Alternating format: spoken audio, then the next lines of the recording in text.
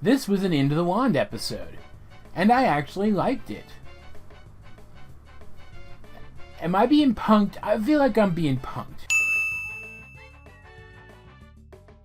I want to get it out of the way right away that I'm not going to talk about the story of this episode too much, because end of the day, not a ton happened here. It's more the kind of thing you have to watch to really get it. We go back into the wand, though. We have reason to believe that it's not literally the wand anymore.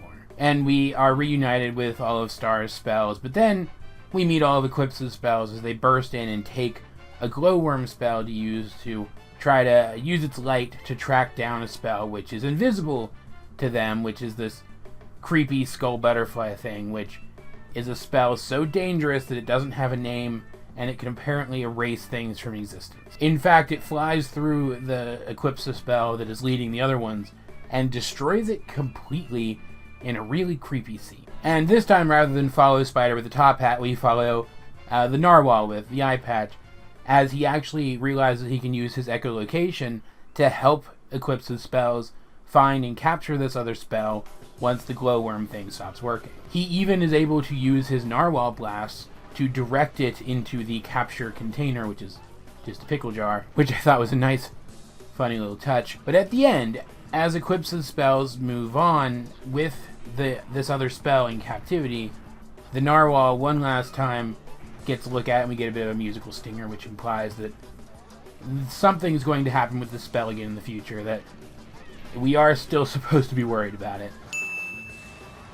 It was a good, creepy little ending stinger style scene, and it was nice to see the difference in contrast between Star's really cheery spells and Eclipse's darker ones. What this episode primarily did, though, was it world-built this spell dimension in ways that the first two episodes of this type should have to begin with, leaving me very bummed out that this is the last of these Into the Wand episodes that we're going to get, since this is the last season. First of all, they flat out call this another dimension at this point, which is something that should have been mentioned as offhandedly as it was here, way back in that first of these, I think there's 3 of them, these 3 episodes. Like, we could always sort of infer that the only way that this would work is if it was another dimension, but the implication always was that it was a dimension that exists within the wand. But we know that that's not the case anymore, since Star can still summon these spells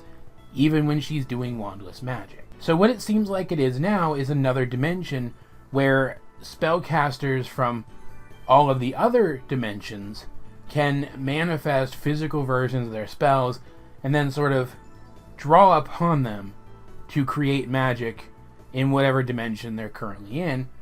And that doesn't make a ton of sense from a literal standpoint, at least, but from a more metaphysical one it does. It certainly makes more sense than what was implied in especially that first Into the Wand episode, that the beings that exist there are literally called into the real world to act as a fighting force for the magic user, even though that is explicitly not what we saw in any other episode of the show.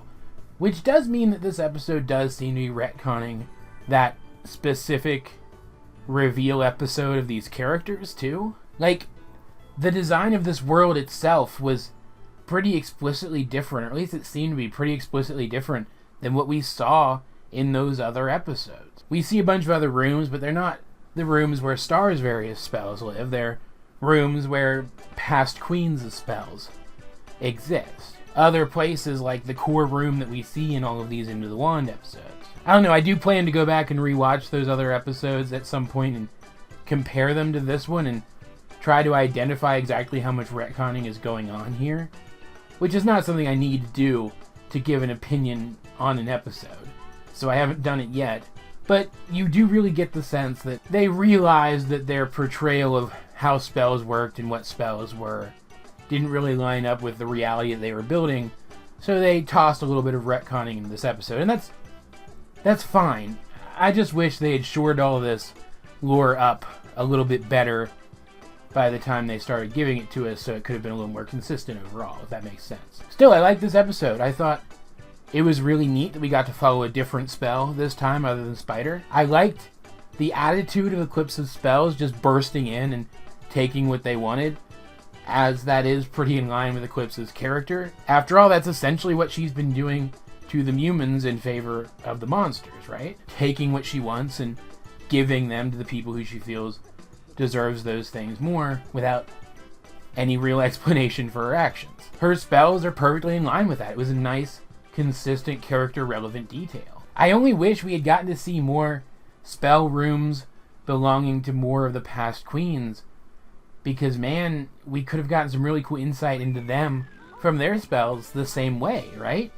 That would have been so neat. Still, as far as stories go, this was a pretty good one. It had some neat character interactions in it. It was cool to see Eclipse's spells, which seemed to think they were objectively better than other spells because Eclipse was so powerful, come to respect a spell created by a different queen, or I guess used by a different queen, because I don't think Star created the Narwhal Blast, did she? And as an antagonistic force, the spell without a name was certainly creepy and interesting and threatening and all the things that it was supposed to be to do what it needed to do in this episode. I liked it a lot as that, I won't say villain, but as a villainous force, a negative force, an antagonist for the characters to overcome.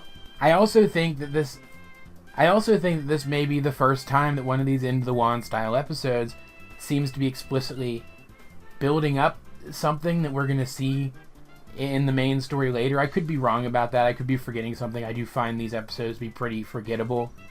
Typically, aside from this one, I didn't find this one to be forgettable at all, obviously. Though I am left wondering, this thing, how powerful is it? How gone is that cloud spell, I guess is what I'm asking.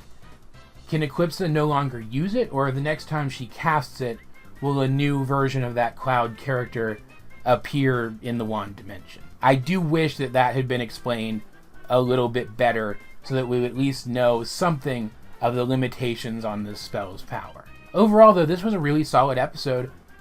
I liked it a lot, and I gotta say, it's the first in a string of several episodes that I liked a lot. In fact, I had planned to get more than one review out today. That's probably not going to happen at this point, because the next few episodes, as good as I thought this one was, are better, and I want to give them enough time that I really do them justice in my reviews of them. I'm going to take a little more time to make sure I do talk about everything that's worth talking about. That said, A Spell with No Name is a good episode. It's by far the best of these Into the Wand episodes, and the only thing that really disappoints me about it is that this is what these Into the Wand episodes should have been from the start, and I do feel like we missed out on something because they weren't.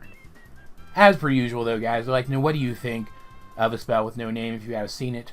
Let's get a discussion going in the comment section down below, or over my Discord, link in the description. But either way, this has been AJ22, and I will talk to you guys later.